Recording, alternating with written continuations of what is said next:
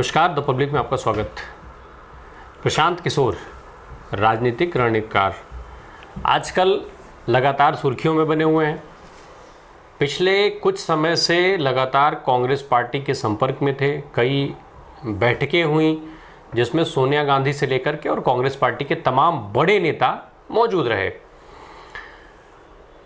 लगातार कांग्रेस में सुधार की बात कर रहे थे। कांग्रेस को पूरी तरीके से रिवाइव करने की बात हो रही थी। ये बात हो रही थी कि कैसे कांग्रेस पार्टी को 2024 के लिए तैयार किया जाए। फिर कई दौरों की बातचीत चलती रही, लगातार सुर्खियों में रहे, पर आज फिर वो सुर्खी में आए। उन्होंने एक ट्वीट किया। प्रशांत किशोर ने अपने ट्वीट में लिखा है कि लोकतंत्र में एक सार्थक भागीदार बनने और जन समर्थक नीति को आकार देने का मेरा 10 साल का सफ़र रोलर कोस्टर की सवारी की तरह रहा है। मैं अब इस सफ़र का पन्ना बदल रहा हूँ। अब वक्त है रियल मास्टर्स यानी जनता के पास जाने का, मुद्दों और जन सुराज लोगों के सुशासन के मार्ग को बेहतर ढंग से समझने का। प्रशांत किशोर के इस ट्वीट की चर्चा आज लगातार सुबह से हो रही है, जब से उन्होंने ट्वीट किया है। दरअसल कांग्रेस का ऑफर जो था उसको मना करने के बाद, इनकार करने के बाद लगातार ये कयास लगाए जा रहे थे कि अब आखिर प्रशांत किशोर का अगला कदम क्या होगा। जो प्रशांत किशोर ने पहले ही एक इंटरव्यू में ये बात कही थी कि वो मई के शुरुआत में एक बड़ा ऐलान करेंगे। शायद इसी क्रम में आज 2 मई को उन्होंने ये ऐलान किया है। हालांकि उनके इस ट्वीट से ये क्लियर नहीं हो रहा है कि वो नई राजनीतिक पार्टी बनाएंगे या किस तरीके से वो अभी अपने इस जो जनसुराज की बात कर रहे हैं उसके लिए वो क्या क्या कदम उठाने जा रहे हैं। अभी उसमें ये स्पष्टीकरण नहीं हो पा रहा है और इसके संबंध में अभी कोई खबर भी नहीं आ रही है। फिलहाल ये माना जा रहा है कि जो प्रशांत किशोर की अब नई स्ट्रेटजी होगी, जो राजनीतिक जानकार हैं और जो करीबी लोग हैं उनका मानना यह है कि प्रशांत किशोर एक बड़े राजनीतिक दल का गठन करेंगे, एक नई राजनीतिक पार्टी बनाएंगे। साथ ही प्रशांत किशोर ने यह भी कहा है कि जो ये जन सुराज है उसकी शुरुआत बिहार से होगी। अभी प्रशांत किशोर फिलहाल पटना में ही रह रहे हैं और ये माना जा रहा है कि वो अपने नई पार्टी की संरचना और नई पार्टी को बनाने, उसके तौर तरीके और कैसे क्या होगा, कैसे काम करेगी, इन सारी चीज़ों पर वो काम कर रहे हैं और फिलहाल इसीलिए वो बिहार में हैं। आपको बता दें कि पिछले अक्टूबर 2021 में करीब प्रशांत किशोर की चर्चा शुरू हुई थी कांग्रेस पार्टी में आने की। उसके बाद वो राहुल गांधी से लेकर प्रियंका गांधी, सोनिया गांधी, तमाम बड़े बड़े नेताओं से वो मिल चुके हैं। उत्तर प्रदेश में जो विधानसभा के चुनाव हुए 2022 में 5 राज्यों के साथ, उससे पहले ही कांग्रेस पार्टी में इनके शामिल होने की चर्चा थी। तब CWC के कुछ अहम मेंबर्स ऐसे थे जिन्होंने इनका विरोध किया था।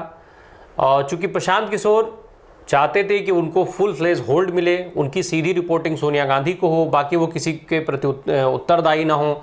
दूसरा है कि राज्यों के जो प्रमुख हों उनसे वो सीधे बात कर सकें और सीधे उनसे सवाल कर सकें, संगठन को लेकर के बातचीत कर सकें। इस पर आपत्तियां हुई। यही आपत्ति फिर जो अभी वर्तमान समय में जब लगातार सोनिया गांधी और तमाम बड़े नेताओं के साथ बैठकें चल रही थी, तभी भी इस तरीके की चीज़ें आ रही थी जिसमें उन्होंने कांग्रेस पार्टी को कई सारे सुधारों के लिए बात कही थी, जिसमें उन्होंने चाहे 370 सीटों पर कांग्रेस के फोकस करने की बात हो या फिर बिहार और उत्तर प्रदेश के साथ साथ उड़ीसा में अकेले चुनाव लड़ने की बात हो, और इसके अलावा जो दूसरे राज्य हैं, अहम राज्य जहां पे कांग्रेस का कुछ जनाधार बचा हुआ है, उन राज्यों में जो वहां के स्थानीय दल हैं उन पार्टियों के साथ मिलकर के चुनाव लड़ने की बात वो कह रहे थे। इसके अलावा तमाम जो कम्युनिकेशन सिस्टम है उसमें अलग अलग तरीके के बदलाव के उन्होंने सुझाव दिए थे। दूसरा जो सबसे बड़ा बदलाव करने की जो सबसे बड़ा बदलाव माना जा रहा था वो ये माना जा रहा था कि कांग्रेस को न केवल राष्ट्रीय स्तर पर बल्कि स्टेट लेवल पे भी फुल टाइम प्रेसिडेंट मिले, जो उसमें पूरी तरीके से उसके लिए काम कर सके और जो संगठन के लिए पूरी तरीके से जिम्मेदार हो और उसमें ठीक से फुल टाइम उस संगठन को चलाने का काम कर सके। प्रशांत किशोर देश के आज की तारीख में राजनीति के बड़े रणनीतिकार के रूप में देखे जाते हैं। 1 दशक से ज़्यादा का समय उनको बीत गया है इस सेवा में। इस दौरान प्रशांत किशोर ने तमाम अलग अलग दलों के साथ काम किया। प्रशांत किशोर 1977 में उनका बिहार में उनका जन्म हुआ। उनके जो पिता थे वो सासाराम, जो रोहतास में है, रोहतास ज़िले में आता है, वहाँ के रहने वाले थे, सरकारी डॉक्टर थे। फिर वो बाद में उनका तबादला बक्सर में हो गया, तो ये बक्सर में रहे और वहीं पे इनकी जो शुरुआती शिक्षा दीक्षा थी वो हुई। फिर इसके बाद ये नौकरी करने चले गए। उन्होंने यूएन में नौकरी की, यूएन में तमाम जो इन्होंने स्वास्थ्य की पढ़ाई की और स्वास्थ्य के क्षेत्र में विशेषज्ञ होने के नाते उसमें काम शुरू किया। 34 साल की उम्र में इन्होंने नौकरी अपनी छोड़ दी थी। जिस समय इन्होंने नौकरी छोड़ी उस समय अफ्रीका में पोस्टेड थे ये। 8 साल की नौकरी करने के बाद इन्होंने अपनी नौकरी छोड़ी और 2011 में इनकी मुलाकात, ये नरेंद्र मोदी की टीम से जुड़े 2011 में। उस समय नरेंद्र मोदी देश के प्रधानमंत्री ना होकर के गुजरात के मुख्यमंत्री थे। 2012 में विधानसभा के चुनाव होने थे गुजरात में, जो कि तब ये 2 बार मुख्यमंत्री रह चुके थे और 3rd टर्म की शुरुआत इनकी होनी थी। 2011 में प्रशांत किशोर नरेंद्र मोदी की टीम से जुड़े। फिर जो माना जाता है कि जो नरेंद्र मोदी का देश में जो उन्होंने एक जो उनकी ब्रांड वैल्यू है उसको बनाने में महत्वपूर्ण भूमिका प्रशांत किशोर की थी। प्रशांत किशोर के इस टीम के जुड़ने के बाद उन्होंने इमेज बिल्डिंग के लिए, मोदी के इमेज बिल्डिंग के लिए चाय पे चर्चा, रन फॉर यूनिटी जैसे कई कार्यक्रम चलाए। इसके अलावा सोशल मीडिया पर मोदी को ब्रांड बनाने के लिए इन्होंने कई सारे ऐसे कार्यक्रम चलाए जो खूब चर्चा में रहे और लोगों के बीच में वो बेहद पॉपुलर रहे थे। फिर 2012 में गुजरात विधानसभा का चुनाव होता है, नरेंद्र मोदी को फिर से जीत मिलती है। इसके बाद 2013 में प्रशांत किशोर एक citizens for accountable governance CAG CAG करके एक वो संस्था बनाते हैं, उसमें कुछ लोगों को जोड़ते हैं। फिर यही संस्था 2015 में चल करके IPAC हो जाती है। इनका एक कंपनी हो जाती है जो राजनीतिक स्ट्रेटजी बनाने का काम करती है। फिर बीजेपी के बाद अब ये 2015 में ये JDU के साथ जुड़ते हैं, नीतीश कुमार को सत्ता में लाते हैं। फिर उसके बाद 2016 में ये कांग्रेस के साथ जुड़ते हैं, जब पंजाब और उत्तर प्रदेश के चुनाव को लेकर के, 2017 के विधानसभा चुनाव को लेकर के। हालांकि पंजाब में तो इनको सफलता मिलती है पर उत्तर प्रदेश में इन्हें सफलता नहीं मिल पाती है। राहुल गांधी की खाट सभा और इस तरीके के तमाम जो रणनीतियाँ थीं, जो तमाम कार्यक्रम थे, वो प्रशांत किशोर की ही देन थे।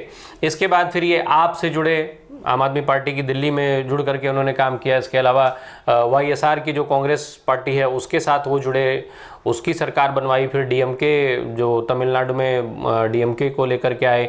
इसके बाद 2021 में ये तृणमूल कांग्रेस के साथ जुड़े, TMC पश्चिम बंगाल में ममता बनर्जी के साथ जुड़ करके इन्होंने काम किया। ममता बनर्जी के साथ जुड़ने के बाद इन्होंने फिर वहाँ एकदम से लाइव इंटरव्यू में इस बात का ऐलान किया था कि अब वो जो काम कर रहे हैं उसको वो छोड़ना चाहते हैं, उसको छोड़ने जा रहे हैं और अब वो नए रोल के साथ एक पूरे भारत के दृष्टिकोण से वो बातचीत करेंगे। इस तरीके की चीज़ें, ये सारी चीज़ें हुई थी। फिर तब से लेकर के और इस बीच में लगातार इनके राजनीति में आने की चर्चाएं जोरों पे रहीं, लगातार चर्चाएं चलती रहीं कि अभी राजनीति में आएंगे। फिर कांग्रेस पार्टी का विकल्प खुला, कांग्रेस पार्टी की बातचीत होने लगी, जो एक लंबे कई दौर के बातचीत के बाद फिर ये निष्कर्ष निकला कि ये पार्टी ज्वाइन नहीं कर रहे हैं। वो भी इन्होंने एक ट्वीट करके जानकारी दी थी। अपने ट्वीट में इन्होंने लिखा था कि मैंने EAG यानी एम्पावर्ड एक्शन ग्रुप के हिस्से के रूप में पार्टी में शामिल होने और चुनाव की जिम्मेदारी लेने के कांग्रेस के प्रस्ताव को अस्वीकार कर दिया है। मेरी विनम्र राय है कि मुझसे ज़्यादा पार्टी को नेतृत्व और सामूहिक इच्छा शक्ति की ज़रूरत है ताकि परिवर्तनकारी सुधारों के माध्यम से संरचनात्मक समस्याओं को ठीक किया जा सके जिसकी जड़ें काफ़ी गहरी हैं। अब कई तरीके के प्रेजेंटेशन, कई दौर के बातचीत के बाद ये परिणाम निकल करके आया था। इसके बाद से फिर से एक बार कयास लगाए जाने लगे थे कि प्रशांत किशोर अब किस तरीके की नई भूमिका में सामने आएंगे। लगातार इस चीज़ की चर्चा चल रही थी कि अब प्रशांत किशोर का अगला कदम क्या होगा। आज सुबह जब प्रशांत किशोर ने ट्वीट किया तो एक तरीके से ये स्पष्ट हो गया कि फिलहाल वो कांग्रेस पार्टी के साथ जुड़ने नहीं जा रहे हैं, पर अब कयासों के दौर ये लगने लगा है कि वो नई पार्टी बना रहे हैं। नई पार्टी की संरचना क्या होगी, कैसे होगी, नई पार्टी बना रहे हैं कि नहीं बना रहे हैं। तमाम तरीके के जो जानकार हैं उनका कहना है कि प्रशांत किशोर नई राजनीतिक दल के साथ मैदान में आएंगे। इसके अलावा जो इनका जो सूत्रों के हवाले से खबरें मिल रही हैं उसमें कहा जा रहा है कि जो पार्टी होगी इनकी वो बेहद आधुनिक तकनीक वाली होगी, बेहद वो मतलब डिजिटल प्लेटफॉर्म पे होगी। उनका जो प्रचार प्रसार का तरीका होगा वो बिल्कुल नया और यूनिक होगा। चूँकि प्रशांत किशोर को यूनिक आइडियाज़ के लिए जाना जाता है, इसलिए सारी चीज़ें सही भी मानी जा सकती हैं। अब देखना ये होगा कि साथ ही ये भी कहा जा रहा है कि ये जो पार्टी अपनी लॉन्च करेंगे वो पूरे देश में एक साथ बड़े स्तर पर पार्टी की लॉन्चिंग की तैयारी में लगे हुए हैं। अब देखना होगा कि प्रशांत किशोर के लिए ये जो बातें कही जा रही हैं वो कितनी सच होती हैं। आने वाले समय में इस बात का पता चलेगा। फिलहाल धन्यवाद।